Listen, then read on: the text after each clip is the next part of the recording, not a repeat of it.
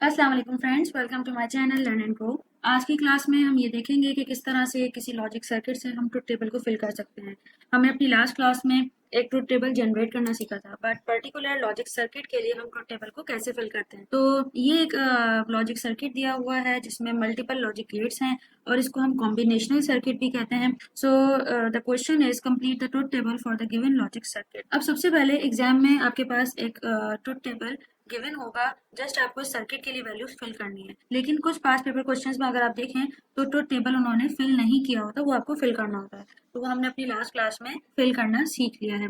तो उसके लिए आपको पता है कि जब सबसे पहले हमें नंबर ऑफ इनपुट्स देखने होते हैं कि कितने नंबर ऑफ इनपुट्स हैं और उसके हिसाब से ट्रुथ टेबल बनता है। तो अगर आप यहाँ देखें तो आपके पास 3 इनपुट्स हैं, ए, बी और सी। तो इस वजह से टोटल आउटकम्स 8 होंगे। तो इन्होंने 8 आउटकम्स के लिए ट्रुथ टेबल बना लिया है, 4 में ब्रेक करके, जैसे कि हमने लास्ट क्लास में ये चीज़ सीखी थी। और उस तरीके से ये कंप्लीट पार्ट फिल्ड आपको यहाँ मिला है। बट ये ज़रूरी नहीं है कि ये फिल हो, तो उसके लिए आपको ये फिल करना सीखना है। और अगर आप ये नहीं जानते कि ये फिल कैसे करते हैं तो आप इस वीडियो को यहीं पॉज कीजिए और पहले मेरी पिछले वीडियो को चेक करें जिसमें हमने ट्रुथ टेबल फिल करना सीखा है। तो आगे बढ़ते हैं।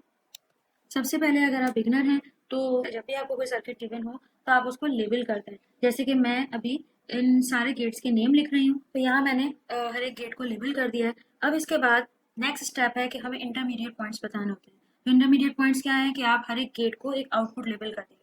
जैसे कि अब हम इस नॉट गेट का आउटपुट लेबल कर देते हैं किसी भी उस लेटर से जो कि यहाँ ऑलरेडी यूज नहीं हो रहा है। जैसे कि ए, बी, सी और एक्स यूज हो रहे हैं तो हम उसके अलावा कोई भी लेटर यहाँ यूज कर सकते हैं। तो लेट सपोज कि मैं इस पॉइंट को कह देती हूँ जो कि नॉट गेट का आउटपुट है डी। ठीक है। अच्छा, अब हमें इंटरमीडिएट पॉइंट्स इस तरह से देने हैं कि हर एक का गेट का आउटपुट आता जाए और दूसरे गेट से, क्योंकि आप देख रहे हैं कनेक्ट है, तो आप उसी सीरीज में इनको लेबल करें।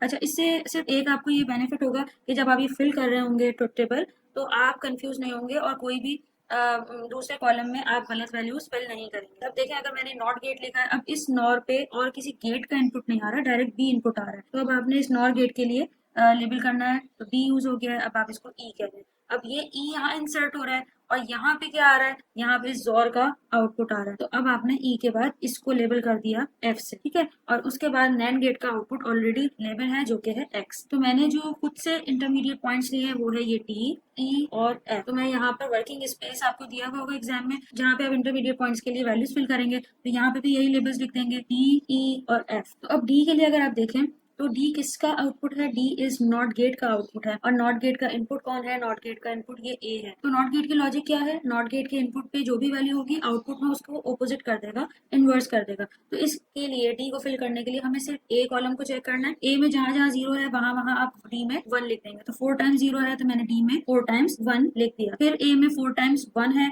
तो हम यहाँ 4 टाइम्स जीरो मेंशन कर देंगे। तो इस तरह हमने डी फिल कर लिया। अच्छा, अब इसके बाद ई।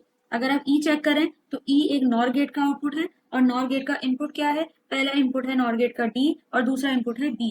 तो अब आपको ए को इरेज कर देना है। आप इस ट्रुथ टेबल को फिल करते वक्त एक पेंसिल इरेजर साथ में रखें ताकि सिर्फ उन कॉलम्स को आप हाईलाइट करें जिनको आपको देखते हुए नेक्स्ट आउटपुट लिखना है। तो मैंने यहाँ पर बी और डी को हाईलाइट कर दिया है और अब इसको इन दो कॉलम्स को देखते हुए आपने ई कॉलम को फिल करना है। तो जब भी आप ऐसा कर रहे हो और आप बिगनर हैं तो आप हमेशा पर्टिकुलर जिस भी गेट का आप आउटपुट लिखने जा रहे हैं उसका ट्रुथ टेबल ड्रॉ करना है। नॉर गेट का इनपुट कौन है, ये डी और ये बी। तो हमें अब इस बी और डी को प्रोमिनेंट कर देना है। मैंने यहाँ पे बी और डी को इंडिकेट कर दिया है।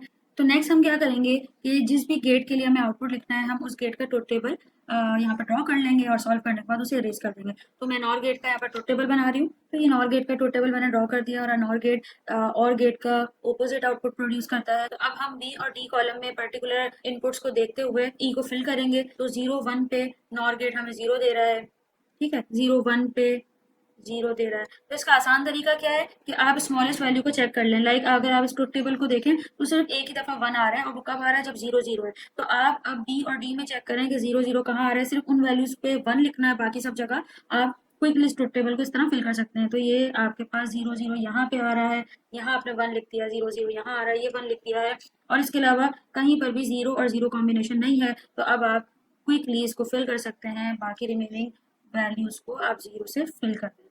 तो ये है ट्रिक जिसके जरिए आप ट्रुथ टेबल को क्विकली फिल कर सकते हैं।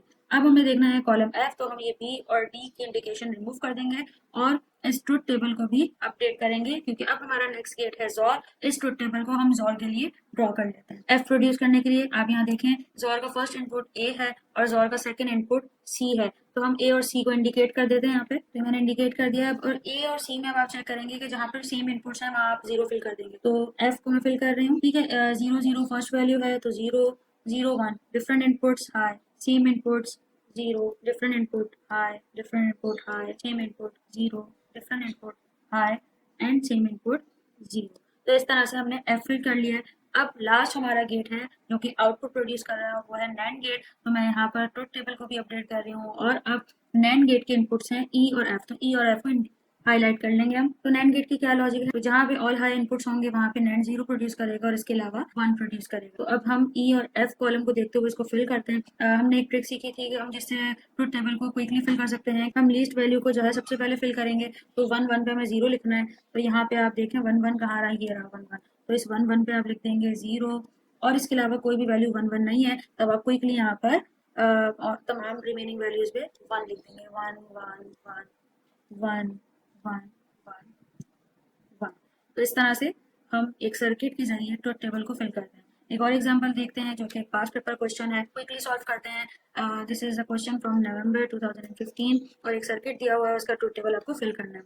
अब ये एक ऐसा क्वेश्चन है जिसमें अगर आप देखें तो एक चेंज आपको नजर आ रहा है जिसमें ये दोनों इनपुट्स कंबाइन हुए हैं। तो अब हम इस नॉर गेट को कैसे सॉल्व करेंगे अगर इसके इनपुट्स ही कंबाइन हुए हैं। तो बेसिकली होता क्या है कि जब दोनों इनपुट्स ज्वाइन हुए हों तो उसका मतलब है कि अब वो एक इनपुट बन चुका है। और ऐसा कौन सा गेट है जिसका एक ही इनपुट होता है और एक ही आउटपुट, तो वो है नॉट गेट। तो यहाँ पे इसका मतलब है कि ये nor gate as a not gate behave करेगा। तो ये भी नॉट गेट हो गया, इसके भी दोनों इनपुट्स कंबाइन हैं, तो ये भी नॉट गेट के तौर पे बिहेव करेगा और ये भी नॉट गेट के तौर पे बिहेव करेगा। सिर्फ एक मिडल नॉर गेट ऐसा गेट है जिसके दोनों इनपुट्स कंबाइन नहीं है, तो ये नॉर गेट के तौर पे बिहेव करेगा। तो इसलिए मैं यहाँ इसको लेबल कर देती हूँ नॉर, और बाकी सारे as a not gate behave करेंगे। तो मैंने यहाँ लिख दिया नॉट, नॉट एंड नॉट, ठीक है। अब फर्स्ट स्टेप हमारा था इंटरमीडिएट पॉइंट्स बताना। तो ए बी और एक्स लेबल यूज हो चुके हैं, तो यहाँ पे मैं ले लेती हूँ सी। अब ये सी इनपुट यहाँ जाएगा, उसके बाद इस नॉट गेट का आ रहा है, तो अब इसको पहले लेबल करेंगे। सी के बाद आ गया डी, सी और डी के जरिए यहाँ पे एक आउटपुट आ रहा है जो कि हम कह देते हैं ई, और ई के बाद डायरेक्ट एक्स आ रहा है। तो अब वर्किंग स्पेस में हम लेबल यही इंटरमीडिएट पॉइंट्स लिख देते हैं। ए बी और एक्स लिखा हुआ है, सी टी और ई हमने लिख दिया, ठीक है। अब यहाँ पे आप देख सकते हैं कि सी जो है एक नॉट गेट का आउटपुट है और उसका इनपुट है ए। तो ए में जो भी आप लिखा हुआ है आप सबसे पहले ए कॉलम को चेक करेंगे और ए की वैल्यूज को इन्वर्स करके सी में लिख देंगे। तो 0 1 0 1 1 को इन्वर्ट करेंगे 0 और 1 को इन्वर्ट करेंगे 0। इसके बाद है कॉलम डी जो कि बी का इन्वर्स होगा, क्योंकि अगेन ये not gate as a not gate behave कर रहा है, तो बी को अपोजिट करके आप डी में लिखते हैं। 0 है, यहाँ पे हमने लिख दिया 1 1 0 0 1 एंड 1 को इन्वर्स करके 0। अब आता है ई, और ई के लिए आपके इनपुट वैल्यूज हैं सी और डी, तो मैंने इन्हें हाईलाइट कर दिया। अब नॉर गेट के लिए सबसे पहले आपको ट्रुथ टेबल पता होना चाहिए, तो मैं ट्रुथ टेबल ड्रॉ कर देती हूँ। लीस्ट वैल्यू 1 है जो कि 0 0 पे आ रही है, तो आपने सबसे पहले 0 0 देखा कहाँ है, और यहाँ पे हम 1 लिख देंगे। यहाँ आपने 1 लिख दिया और बाकी सब जगह 0, ठीक है। तो इस तरह से हमने ई फिल कर दिया। अब एक्स देखेंगे, X is just opposite of E, क्योंकि अब ये last gate as a not gate behave कर रहा है, तो हम ई को ऑपोजिट कर देते हैं। यहाँ पे 1 1 1 और 1 को इन्वर्स कर देंगे। तो ये ट्रुथ टेबल हमने फाइंड कर लिया है इस सर्किट के लिए। अब एक और नेक्स्ट पार्ट है इस क्वेश्चन का, और वो कह रहे हैं what single logic gate has the same function as the above logic. ठीक है, तो उसके लिए आपको क्या करना है, आप ए और बी का कॉम्बिनेशन देखें और फिर देखें कि एक्स में क्या प्रोड्यूस हो रहा है। और अब आप ये सोचें कि ऐसा कौन सा गेट है जो कि एग्जैक्ट यही आउटपुट प्रोड्यूस करेगा। वो एक सर्किट नहीं है, वो एक सिंगल गेट है। तो यहाँ पे आपके पास सिर्फ दोनों इनपुट्स जहाँ पे हाई हैं वहीं पर सिर्फ 0 प्रोड्यूस हो रहा है और बाकी सब जगह 1। तो अगर आप सोचेंगे तो आपको ये मालूम होगा कि एंड गेट एक ऐसा गेट है जिसमें दोनों इनपुट्स हाई होंगे तो आउटपुट हाई होता है और रिमेनिंग वैल्यूज पे 0। जबकि नैंड उसका ऑपोजिट है। नैंड गेट वो वाहिद गेट है जिसमें दोनों हाई इनपुट्स पे ही 0 आएगा और इसके अलावा हर एक कॉम्बिनेशन पे वो 1 देगा। तो इस पार्ट का आंसर है नैंड गेट। तो आई होप आज की क्लास आपको बहुत अच्छी लगी होगी और आपने बहुत कुछ सीखा होगा, और इट्स रियली इजी और इन वेरी इंटरेस्टिंग टॉपिक। तो must subscribe my channel and keep watching it. Stay tuned. Allah Hafiz.